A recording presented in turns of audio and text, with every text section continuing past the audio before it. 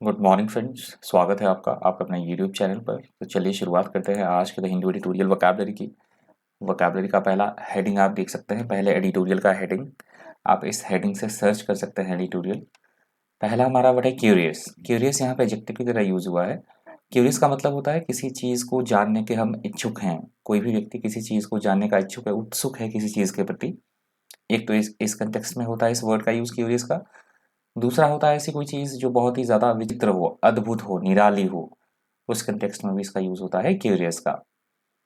If you are curious about something, you are interested in it and want to know more about it. Synonyms आप देख सकते हैं, peculiar, strange, interested, weird और uncommon. Antonyms है uninterested, indifferent, normal और average. Example है he was curious to know how the machine worked. किसी व्यक्ति की बात की जा रही है कि वो एकदम बिल्कुल उत्सुक था कि ये मशीन जो है किस तरह से कार्य करती है।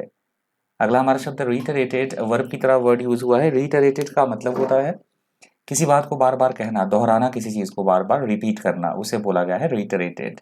सिनोनिम्स है reaffirmed, repeated, restated, renewed.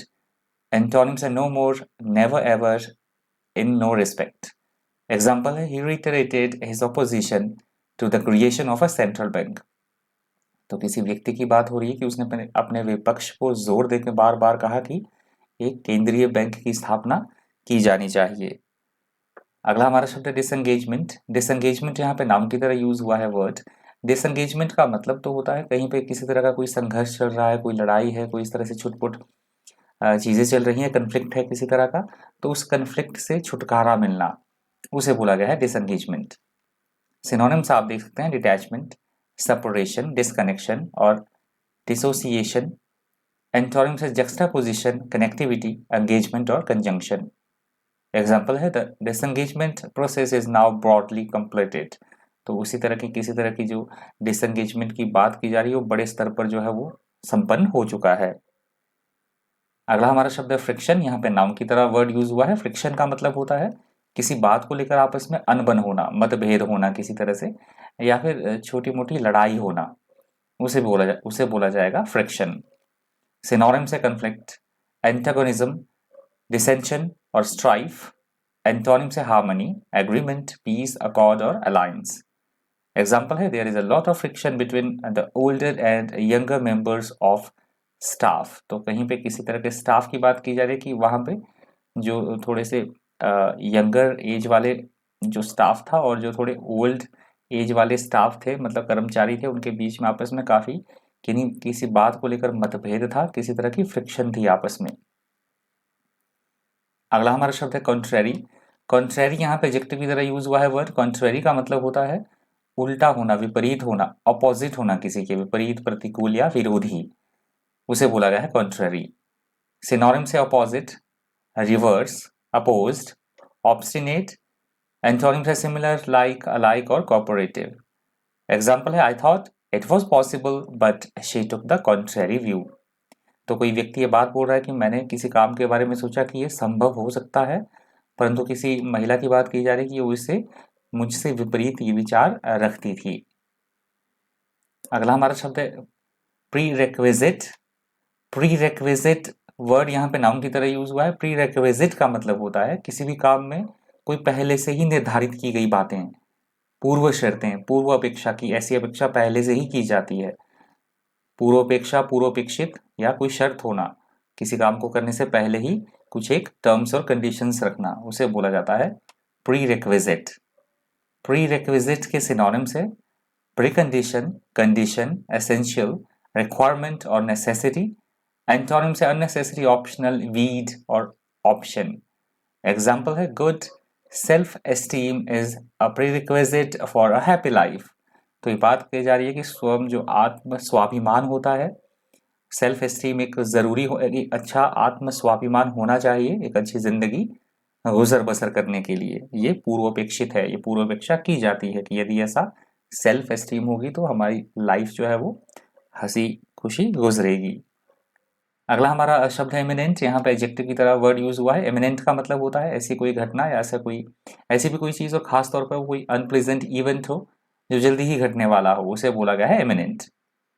Synonyms आप देख सकते हैं इम्पेंडिंग, कमिंग, अप्रोचिंग और फोर्थ कमिंग। एंटोनिम से डिस्टेंट, फेंट, डाउटफुल और फार ऑफ।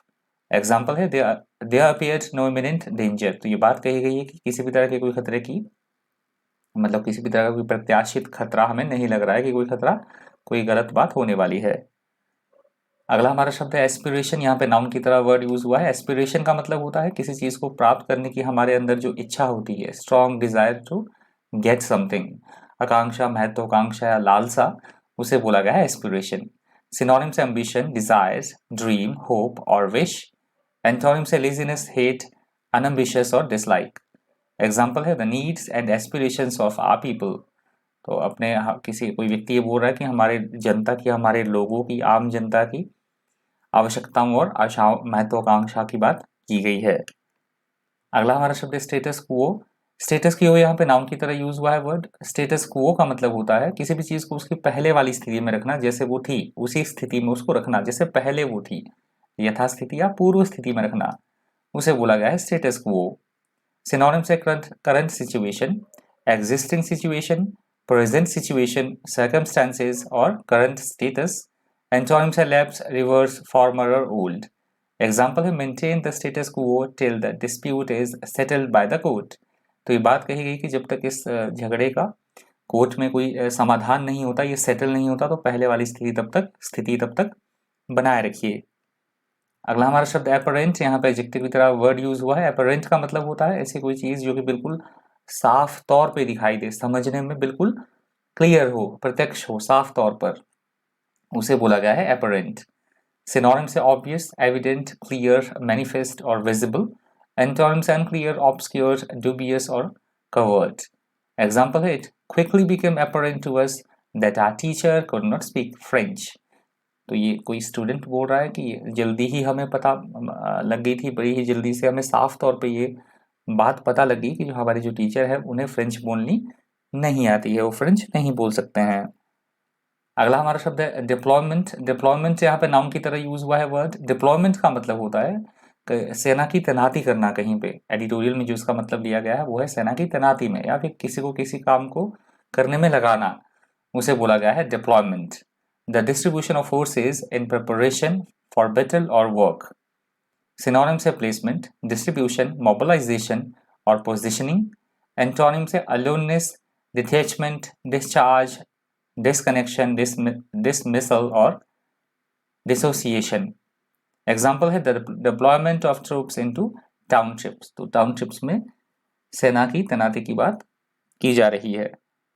अगला हमारा शब्द है लेक्सिटी। यहाँ से दूसरा एडिटोरियल भी शुरू हो रहा है। सेफ्टी फीचर्स के बारे में दिया गया है, बहुत ज़्यादा इंपॉर्टेंट एडिटोरियल है।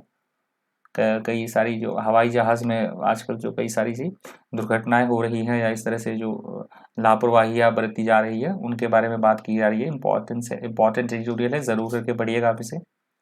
लेक्सिटी का मतलब होता है वही किसी काम में किसी तरह की कोई लापरवाही बरतना, बेपरवाही बरतना, या फिर थोड़ी सी कानून में थोड़ी छूट देना, ढिलाई बरतना, उसे बोला गया है laxity. The condition of being psychologically lax. Synonym से नेग्लेक्ट, नेग्लिजेंस, केयरलेसनेस, ओमिशन और डेरिलेक्शन। एंटोनिम से परमानेंस, अटेंड, कॉजन और एक्यूरेसी। एग्जाम्पल है the laxity of export control authorities has made a significant contribution to the problem. तो किसी तरह की कोई समस्या की बात की जा रही है कि एक्सपोर्ट कंट्रोल जो अथॉरिटीज थी उन्होंने थोड़ी सी ढिलाई बरती, तो उस समस्या को सॉल्व करने में काफ़ी महत्वपूर्ण भूमिका उसने अदा की। जो इस अथॉरिटी ने थोड़ी सी ढिलाई बरती तो समस्या का समाधान करने में मतलब दिक्कत नहीं आई। अगला हमारा शब्द है टर्बुलेंस। यहाँ पे नाउन की तरह वर्ड यूज हुआ है। टर्बुलेंस का मतलब होता है तो वायुमंडलीय जो विक्षोभ होता है उसे बोला जाता है टर्बुलेंस। वायुमंडलीय विक्षोभ, एक होता है कहीं पे अशांति हो, हलचल हो, किसी तरह की डिस्टर्बेंस हो, उसे भी बोला गया है टर्बुलेंस। सिनोनिम्स है टर्मोइल, कमोशन, डिसऑर्डर और डिस्टर्बेंस। एंटोनिम्स है काम, पीस, स्टिलनेस और ट्रैंक्विलिटी। एग्जाम्पल आप देख सकते हैं the 1960s and early 1970s were a time of change and turbulence. तो ये बात की गई कि 1960 और 1970 के बीच जो है इस तरह की शांति थी और चेंज का एक अच्छा जो है वो माहौल था, चेंज होने का मतलब एक परिवर्तन का माहौल बना उस समय। अगला हमारा शब्द है क्रेस्ट। क्रेस्ट यहाँ पे नाउन की तरह यूज हुआ है वर्ड। क्रेस्ट का मतलब होता है किसी भी चीज के अंतिम बिंदु पर होना, शिखर पे होना, सर्वोच्च बिंदु पर होना, शिखर, चोटी, शीर्ष या चरम बिंदु पर होना, उसे बोला गया है crest. lie at the top of, that is called crest. Synonym से peak, summit, apex, pinnacle और acme. Antonym से base, bottom, foot और nadir. एग्जाम्पल आप देख सकते हैं, both birds had a dark blue crest. Crest का मतलब अब पक्षियों में आपने देखा होगा, जैसे मोर या फिर मुर्गे की बात ले लेते हैं, उसमें जो कलगी होती है ऊपर लगी हुई, रेड रेड कलर की मुर्गे में या फिर मोर में ऊपर जो लगा होता है सर के ऊपर, तो उसे भी बोला जाता है क्रेस्ट। तो एग्जाम्पल मैंने उसी का दिया है कि जो दोनों पक्षी थे उनके सर पे जो थी इस तरह की डार्क ब्लू की क्रेस्ट थी, कलगी थी। ये तो मैंने एग्जाम्पल आपको दिया है, तो कलगी भी बोल सकते हैं क्रेस्ट को, जो पक्षियों के सर के ऊपर लगी होती है, और दूसरी ऐसी कोई चीज जो भी अपने शिखर पर हो, चोटी पर हो, चरम पर हो, that is also called crest. अगला हमारा शब्द है टर्सली। टर्सली यहाँ पे एडवर्ब की तरह यूज हुआ है वर्ड, इंटरेस्टिंग वर्ड है, देख लीजिएगा, न्यू वर्ड भी है। टर्सली का मतलब होता है किसी को संक्षिप्त करना, छोटे, प्रिसाइज करना, कंसाइज करना, छोटे रूप में करना, किसी को संक्षिप्त करना, छोटा करना, शॉर्टन करना, उसे बोला गया है टर्सली। टर्सली के सिनोनिम से ब्रीफली, शॉर्टली, कंसाइजली, अब्रप्टली और कर्टली। एंटोनिम से लेंथली, क्रॉनिकली और डिफ्यूजली। एग्जाम्पल है, it's too late, he said tersely. तो उसने एकदम बिल्कुल कम शब्दों में कहा, बड़े ही संक्षिप्त रूप में उसने कहा कि ये बहुत ज्यादा लेट हो चुकी है। अगला हमारा शब्द है अबरेशन। यहाँ पे नाउन की तरह यूज हुआ है वर्ड। अबरेशन का मतलब होता है जैसे सामान्य कोई व्यवहार कर रहा है और एकदम से वो असामान्य तरीके से व्यवहार करने लगे, या असामान्य कोई चीज हो, अब नॉर्मलिटी हो, किसी चीज में बदलाव होना, किसी के नेचर में, बिहेव करने में, या फिर किसी भी चीज में अब नॉर्मलिटी हो, उसे बोला गया है aberration. An aberration is an incident और way of behaving that is not typical. Synonym से अनॉमली, abnormality, डेविएशन और irregularity। एंटोनिम से रेगुलरिटी, नॉर्मलिटी, कन्फॉर्मिटी और नॉर्माई। एग्जाम्पल है, it's an aberration in the way that she treats me.